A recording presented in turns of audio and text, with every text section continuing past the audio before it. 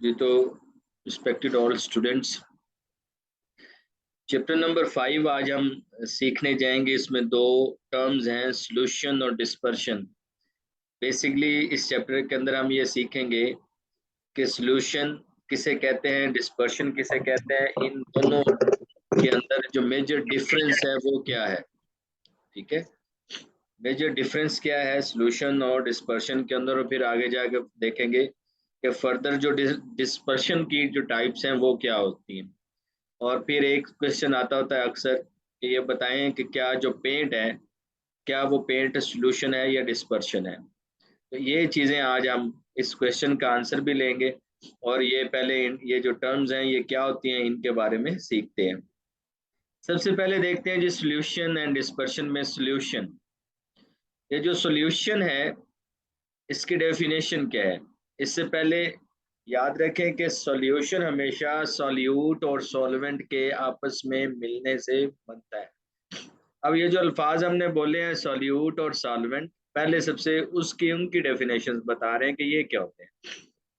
पहला जनाब solvent. A solvent is a liquid. याद रखें सॉल्वेंट हमेशा लिक्विड होता है। सॉल्वेंट कभी भी जो है वो सॉलिड नहीं होता। Which will dissolve an other material.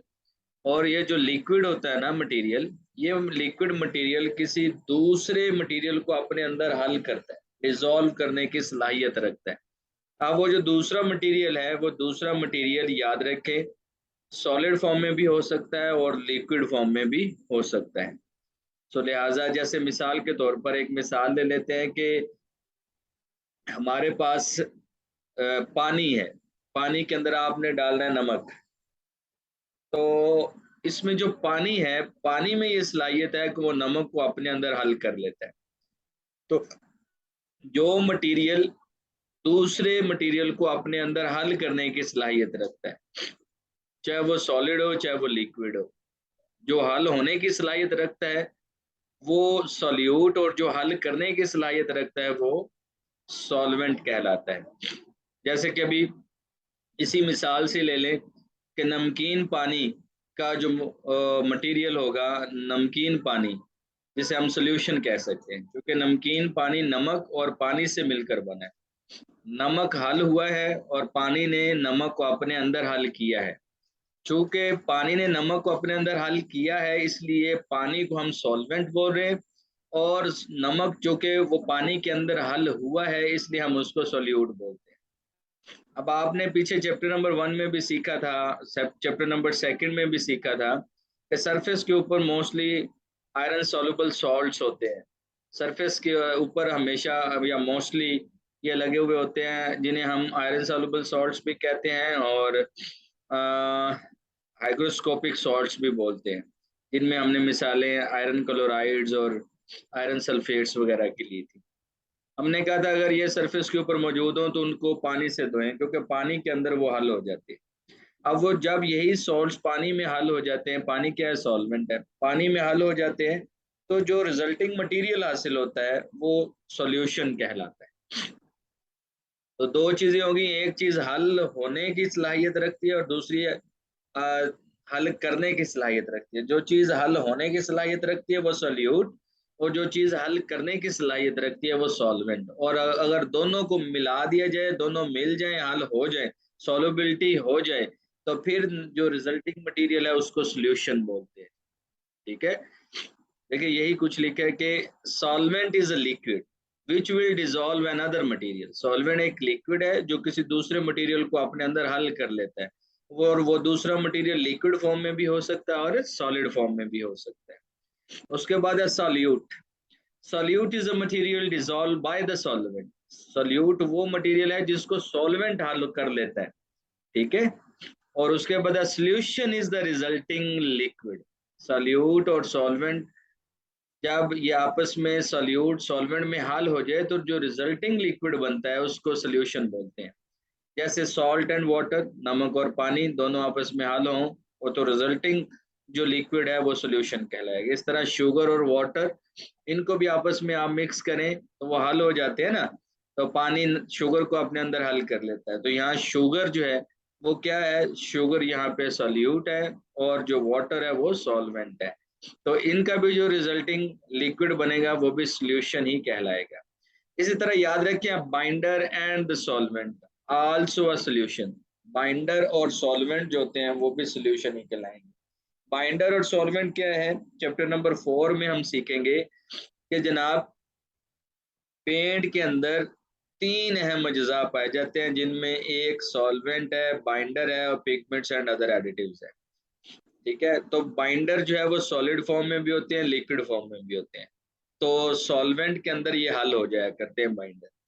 वो सॉल्वेंट डिपेंड करता है, वाटर भी सॉल्वेंट हो सकता है और हाइड्रोकार्बन सॉल्वेंट्स भी हो सकते हैं। तो लिहाजा याद रखें जब भी सॉल्वेंट और बाइंडर आपस में हल होते हैं तो बाइंडर उसमें सोल्यूट होता है और सॉल्वेंट उसमें लिक्विड होता है। और लिक्विड जो है उसे हम सॉल्वेंट बोलते हैं। तो बाइंडर सोल्यूट और जो सॉल्वेंट हम यूज कर रहे हैं, चाहे वो पानी या हाइड्रोकार्बन सॉल्वेंट यूज कर रहे हैं, तो वो सॉल्वेंट कहलाएंगे। क्लियर है? तो बाइंडर यानी कि सोल्यूट, और सॉल्वेंट जो है वो उसके अंदर चाहे वाटर है या हाइड्रोकार्बन, वो एक दूसरे में हल होते हैं, जो रिजल्टिंग लिक्विड बनता है उसको सोल्यूशन बोलते हैं। तो यहाँ से हमें ये रिजल्ट नहीं ले लेना कि जनाब पेंट जो है, चूंकि पेंट के दो अहम अज्जा सॉल्वेंट और बाइंडर आपस में सोल्यूशन बना रहे हैं, तो पेंट को एज ए होल आप सोल्यूशन कह रहे हैं। ऐसी बात नहीं है। पेंट के अंदर एक तीसरा एलिमेंट भी पाया जाता है जिसे हम पिगमेंट बोलते हैं, और पिगमेंट इंतहाई छोटे छोटे जर्रात को बोलते हैं। और ये जो जर्रात है ना, ये सॉलिड होते हैं और ये सॉल्युबल नहीं होते। इनको चाहे आप बाइंडर सॉल्वेंट का जो मिक्सचर होता है, जिसको हम व्हीकल या सोल्यूशन भी बोलते हैं, तो इस सोल्यूशन के अंदर आप जब पिगमेंट्स डालते हैं, जो पेंट के अहम अज्जा हैं, पिगमेंट्स डालते हैं, तो वो पिगमेंट सॉलिड पार्टिकल्स हैं, वो हल नहीं होते। तो जो हल नहीं होते, इस वजह से जो रिजल्टिंग मटेरियल होगा, तो फिर उसको हम क्या कहेंगे, डिस्पर्शन कहेंगे। तो यही क्वेश्चन आता है कि बताएं पेंट सॉल्यूशन है या डिस्पर्शन। तो याद रखें कि अगर तो नॉन पिगमेंटेड पेंट है, नॉन पिगमेंटेड पेंट है, तो उसमें सिर्फ बाइंडर और सॉल्वेंट है, तो फिर तो वो सॉल्यूशन है। लेकिन अगर पिगमेंटेड पेंट है, तो फिर पिगमेंटेड पेंट के अंदर जो है वो चूंकि बाइंडर और सॉल्वेंट का सॉल्यूशन तो है, लेकिन इसमें अब चूंकि पिगमेंट्स हैं और पिगमेंट सॉलिड पार्टिकल्स हैं और वो हल नहीं होते, इस वजह से हम उन्हें कहते हैं कि ये जो है पिगमेंट्स होने की वजह से ये जो पेंट है वो एज ए होल डिस्पर्शन है, फिर सोल्यूशन नहीं कहलाता। क्लियर होगी बात? तो डिस्पर्शन भी यहाँ वाजे हो गया कि अगर सॉलिड पार्टिकल्स हैं जो बाइंडर और सॉल्वेंट जिसका मिक्सचर, उसको व्हीकल भी बोलते हैं, तो व्हीकल के अंदर ये सॉलिड पार्टिकल्स जो हैं वो सस्पेंड रहे, हल ना हो, तो फिर जो रिजल्टिंग मटेरियल होता है वो डिस्पर्शन है। या दूसरे लफ्जों में हम यूं भी कह सकते हैं कि सल्यूट और सॉल्वेंट को आपस में मिलाया जाए लेकिन वो हल ना हो, वो सॉल्युबल ना हो, तो फिर जो रिजल्टिंग मटेरियल होता है, उस रिजल्टिंग मटेरियल को हम कह देते हैं कि ये डिस्पर्शन है। ये क्या है? डिस्पर्शन है। चलें जी, डिस्पर्शन उसने क्या लिखा है वो भी पढ़ के देख लेते हैं। A paint consists of solid particles suspended in the vehicle. Vehicle किसे कहा? मैंने कहा mixture of binder and solvent is called the vehicle। यानी बाइंडर और सॉल्वेंट जो कि आपस में हल होते हैं, सोल्यूशन बन जाता है, इनके सोल्यूशन को व्हीकल बोलते हैं।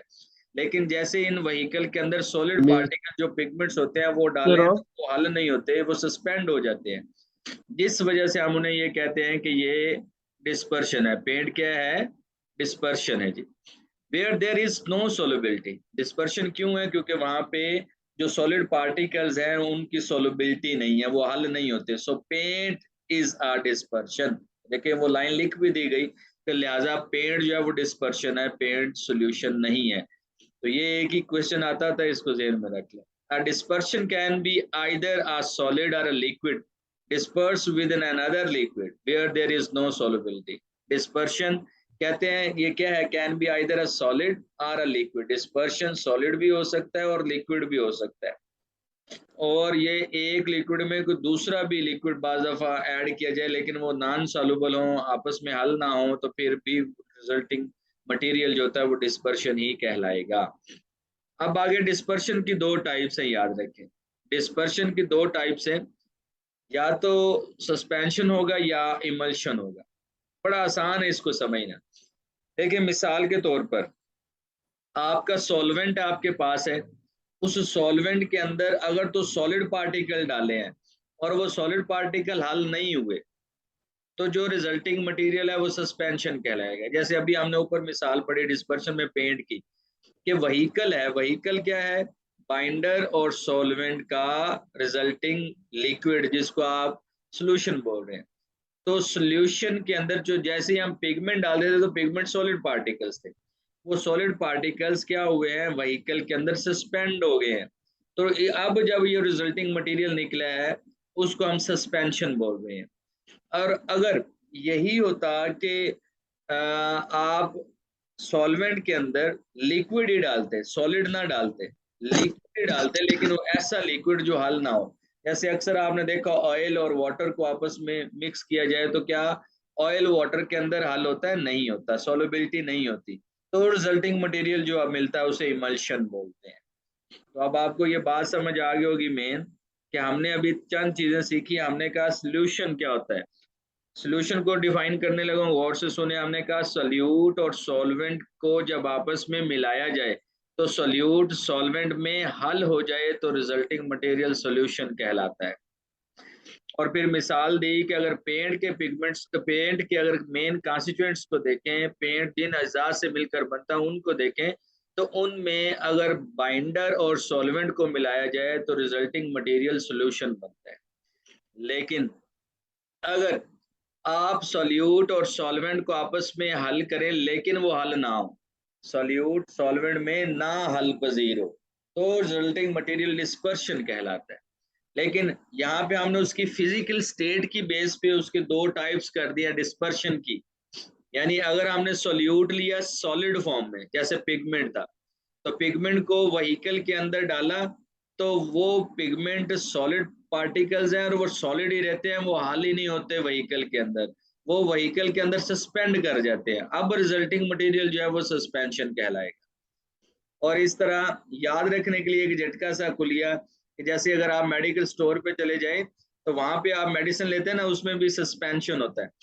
वो जो सस्पेंशन है उसमें ऊपर लिखा हुआ होता है बाकायदा कि इसमें आपने पानी डालना है फिर इसका इस्तेमाल करना है। जब पानी डाल लेते हैं तो फिर उससे लिखा होता है कि शेक वेल बिफोर यूज, ताकि अच्छी तरह हिलाएं और यूज करें, ताकि पानी के साथ साथ उसमें जो वाइट वाइट प्रेसिपिटेट हैं, सॉलिड पार्टिकल्स हैं जो हल नहीं हुए, वो भी ये थोड़ी सी मिकदार उस सॉल्वेंट के साथ आ जाए और जब आप उसकी डोज ले लें।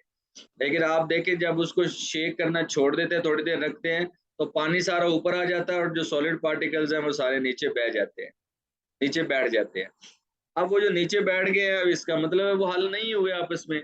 तो सॉलिड पार्टिकल्स जब सॉल्वेंट के अंदर हल नहीं होते तो रिजल्टिंग मटेरियल क्या कहलाता है, सस्पेंशन कहलाता है। वो मेडिसिन के ऊपर भी लिखा होता है कि ये सस्पेंशन है। तो पेंट के अंदर फिर क्या हुआ कि वहीकल, वहीकल जो बनता है उसके अंदर जब पिगमेंट्स आते हैं तो पिगमेंट सॉलिड पार्टिकल्स हैं, ये पिगमेंट्स हल नहीं होते।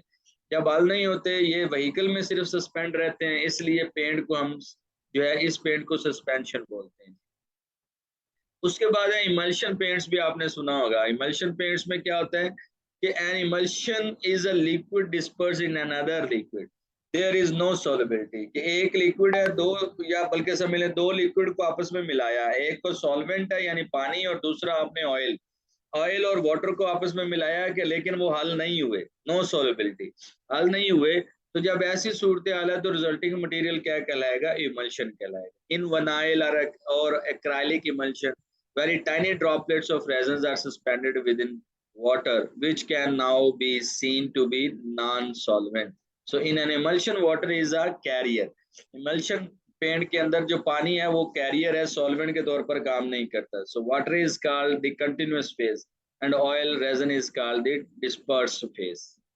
ये आपका यहाँ पे चैप्टर नंबर 5, छोटा सा चैप्टर था, ये कंप्लीट होता है जनाब। इसमें कोई अगर क्वेश्चन है तो वो आप हमें पूछ सकते हैं जी।